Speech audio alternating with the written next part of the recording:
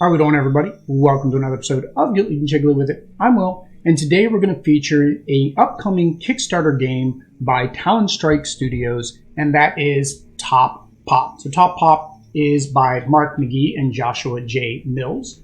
It is a game for ages 8 and up, 60 minutes, and 2 to 5 players. In Top Pop, you are trying to be the conglomerate, the best, the be-all, end-all of soda pops. Whether you call it soda, pop, Coke, cola, or just soft drinks, you can play Top Pop. So in Top Pop, you're going to choose your particular company. There are a total of 6 that you can choose from, so you see the 4 up here, as well as the 2 at the bottom. Now, of course, I'm going to go over the 2-player variant of Top Pop. Most of the rules still apply. So the first thing that you're going to do is you are going to grab your company, right? And then you're going to grab a token. So if you're a first player, you get 1 bottle cap. If you're a second player, you get 2 bottle caps. And then for future players, you're also going to go down. Now, this is a prototype copy. And when the game is launched on Kickstarter, you'll see there will be these stackable caps. I don't know the material or anything that can be made out, but there are going to be caps with the nice logos in them. And they are going to stack on top of each other because that is part of the game. So during your turn, you're going to be able to play a card, place your caps, try to obtain a city, and then on your subsequent turns, then you will be able to claim a city if you actually control the largest stake. So for example, in a 2-player game, you play with the following cities. So you play with Las Vegas, New York, St. Louis, and San Francisco. These get shuffled into the city deck, and this is where you'll draw your cards from. In higher player counts, you're going to have additional cities that you'll be able to play, which include New Orleans, Chicago, and another Chicago, and Seattle. These get added in to make the deck larger because, of course, the number of cards is indicated in the sun. So, of course, there's 9 New Orleans, 7 Chicagos, and 8 Seattles, and then of course the first 4 cities there, of course, 5, 3, 4, and 6 respectively. The reason, of course, is you need more cards when you have more players. So during your turn, as I mentioned, you would be able to place a city. So you can place a city in one of 2 ways. You can either place it in front of yourself. Say I'm the red player because I'm going first. I can place it in front of myself. I get no reward. The card just sits in front of myself.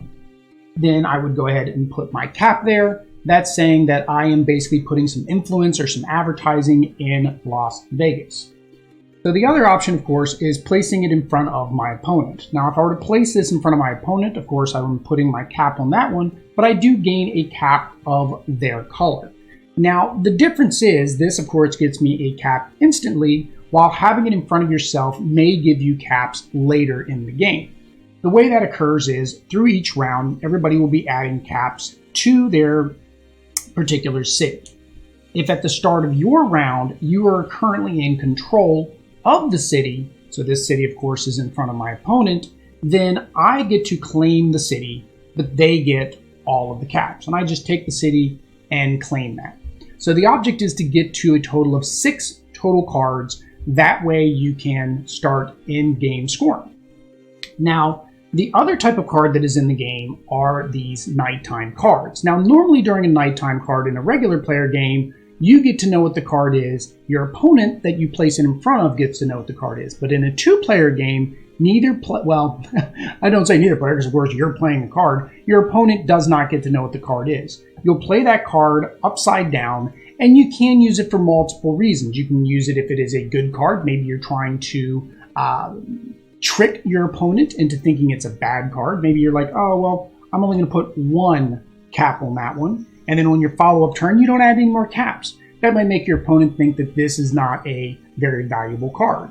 But at the same time, you could do the exact reverse. You could take a low-value card, go ahead and put that there. Or maybe it's a card that you don't specifically need to get a scoring bonus off of. So you're going to go ahead and maybe put a whole bunch of tokens on there, make it look very valuable, which would then cause your opponent to say, oh, I want to get that, so I need to make sure that I have more caps than them.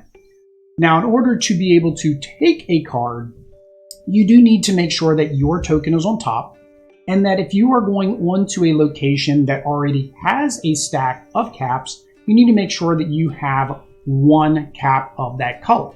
So that is one of the reasons why you're going to want to be able to put your locations in front of your opponent, because you're going to need those red caps in this case, or I would need the yellow caps in the case of my opponent to be able to then take those earthquakes, because we're in San Francisco, and be able to take the caps so I can then play future rounds to be able to place my bottle caps onto that card. So with a two-player game, there is one other variant that comes into play. And what that variant is this third color. So in the case of a two-player game, you need to have some type of limiter. So of course, normally this is in the form of some type of AI. Well, the AI in this case is a very simple AI.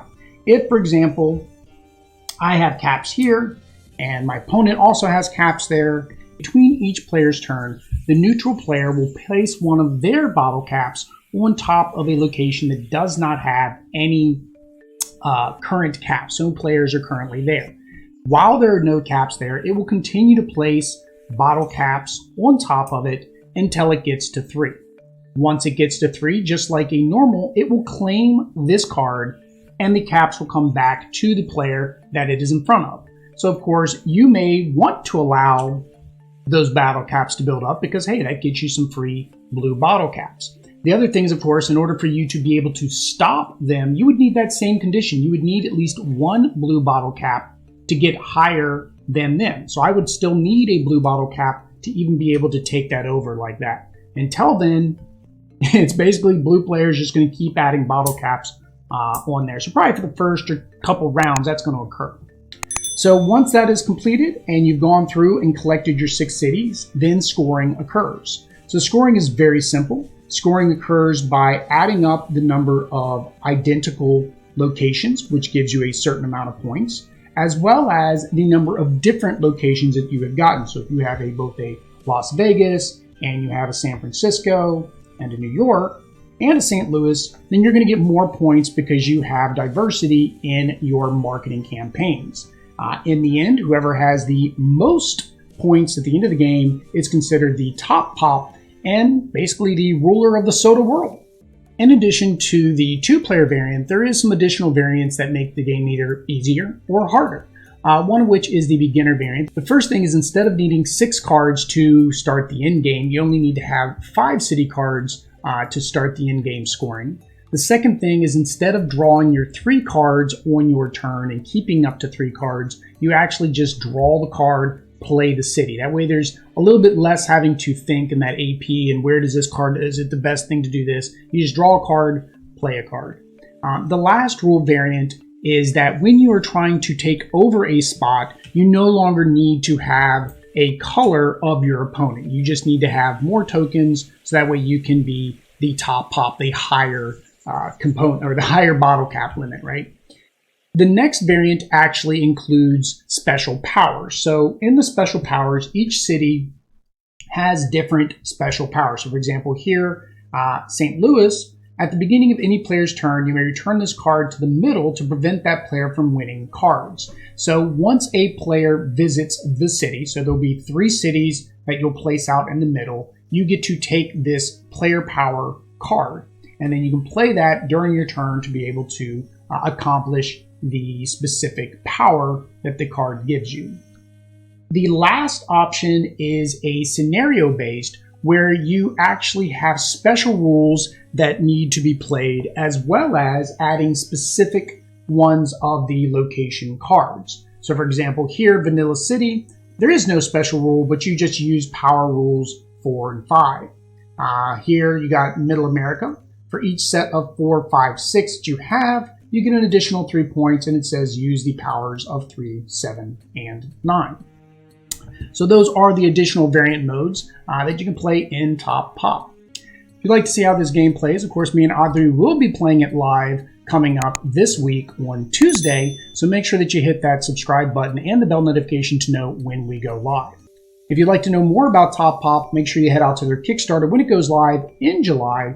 make sure that you go over to Talon Strikes page on Kickstarter, which I'll have a link down below so you can follow and keep up to date when that happens. If you like this type of content and want to see more videos, make sure you hit that like, comment, subscribe, all that YouTube stuff. Until next time, guys. Peace.